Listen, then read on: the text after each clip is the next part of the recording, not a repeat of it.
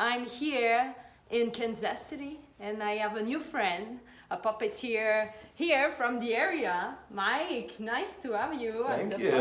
Thanks for coming to visit. Yes, I'm happy to meet puppeteer all around US, and here we are in your theater. In our space, yep. It's not like to you, but you get a leg from another puppeteer, let's say. Yeah. I mean, our theater was founded by Paul Mesner 33 years ago, and I started working here about 13 and a half years ago.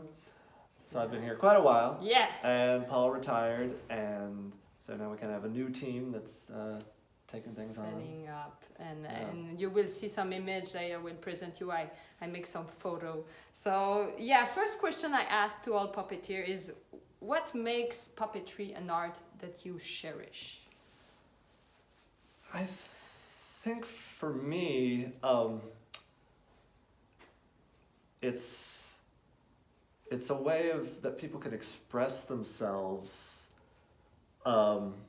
with a bit of separation from themselves. You know, if you're an actor, you know, it's still you. You may be playing another character, but it's still your body. But with a puppet, yeah, it's you making the thing move, but people don't think about you, they think about this thing, if you're doing it right. Yeah. People are paying attention to what this is doing, and so it allows you, even if you're a puppeteer that's performing next to your puppet, you get to disappear, and it's kind of a form of expression that is in some ways is very pure, because it separates the human element from it. That's If so that makes sense. Yeah. I can get some of the similar connection with what you said.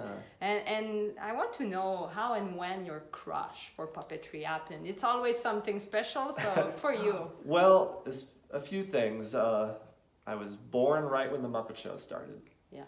Of course, Sesame Street was hot in the mid-'70s. But then around that time, a lot of churches would do puppets in the church to teach Bible stories. Yeah. And there was a group of puppet ministry people that came to my church when I was about 3. And I mean, I became obsessed with it, but my parents were interested too. So they learned from these puppeteers, and they and 2 other couples in our church created their own little puppet team, puppet group. And they would travel around to other churches and do puppet shows. Wow. And my dad made most of the puppets.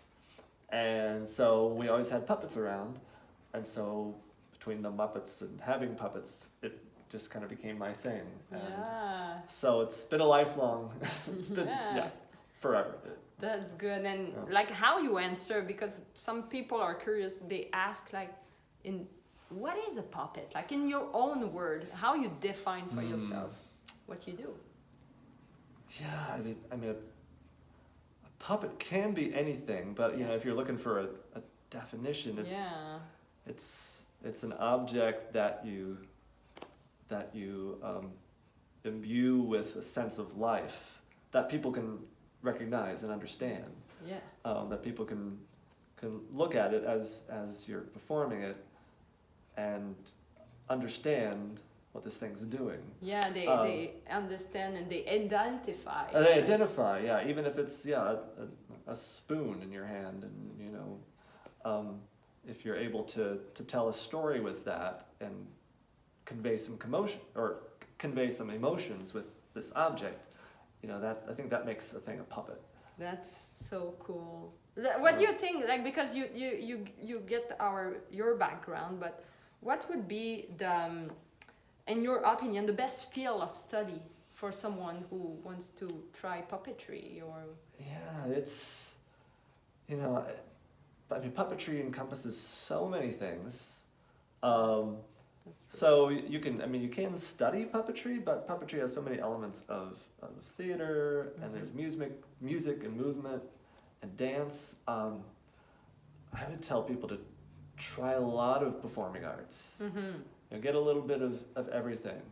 I mean, the classic things like acting and dance and music, but also some of the variety arts too. I love variety, you know, magicians and clowning and juggling. I love all that kind of thing. And there's elements of all performance that can get funneled into puppetry. That's true. That's true. And me as a multidisciplinary artist, I always have difficulties to like you said, you're a puppeteer, but you also have all of those feel in your background. I have like actor who became puppeteer who don't know how to define, or they don't want to just take the puppeteer title. They want to keep it large. I understand. And what do you think about like the puppetry, our job? Like, do you think puppetry is an ascension or it became less popular? It seems to be becoming more popular again. You know, you hear people, you'll hear people say every few years, oh, puppetry was a dying art, and then Lion King came along, or puppetry was a dying art, and then Avenue Q came along, or Cirque du Soleil started using puppets. And I think puppetry it's never like gone away. Yeah. It's just that there's flashes of when something new with puppets will happen. Like the Muppets, you know. Yeah, the Muppets happened, and then Lion King happened, and Avenue Q, and so people forget about puppets for a while. Yeah. But it's always there. Yeah. So I think it just goes through waves that there's some new flashy thing, or Warhorse, you know.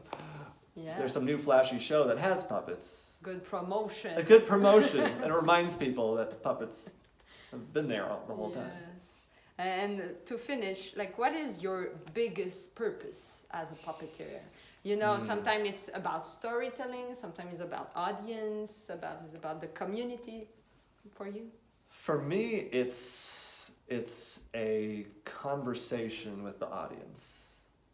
It's a back and forth. Yes. You know, it's not just me putting on a show. You are the audience. You sit there, watch me.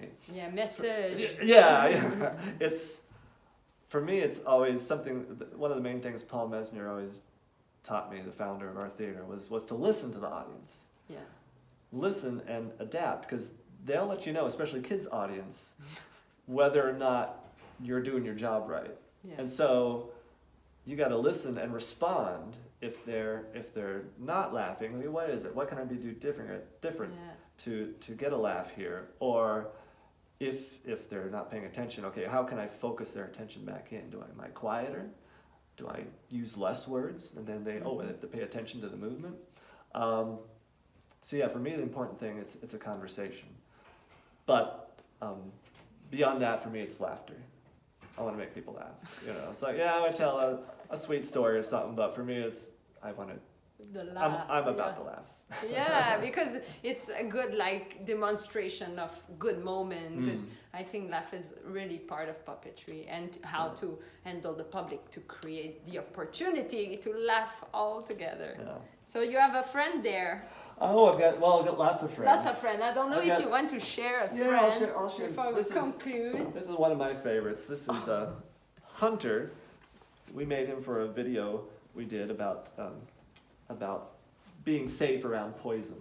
Okay. And so it was Hunter here and his friend the cat, and they were talking about it's for kids to stay away from poison. Poison under the kitchen. Yeah, under the counter. Oh, we also talk about what is poison. You know, what it is a poison. Yeah, well, anything. I mean, it could be low. You don't want to drink dish soap, do you? No. No, that could be poison. So that's what I do in my video. I say, don't drink dish soap. No. I tried. No. Oh yeah. Yeah. Oh, disgusting. Yes. Yeah. You make bubbles. Oh, yeah. Out both ends. Okay. Out my ears too. Wasn't pretty. Yeah. And what do we must don't drink too? We have other. Let's see.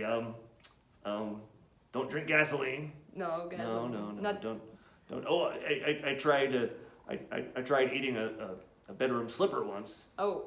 It's not poisonous, but I don't recommend it. Okay. No good. No good. Good to chew on. Oh yeah. Delicious to chew on. Not so much for dinner. Yeah. No. That's good. Yeah. That's good. And not too much alcohol also? No, of course not. Of course not. Never. Never. Yeah, that's good lesson for kids. Good, and dogs. And dogs too, yeah. Dogs too. So, could I ask you a favor? Yeah, go for it. Could you scratch me behind my ear? Here. Oh, that feels good. Thank you so much. Okay. You're welcome. You're welcome. Thank you very much, Mike, for this, and thank you to you too, Hunter.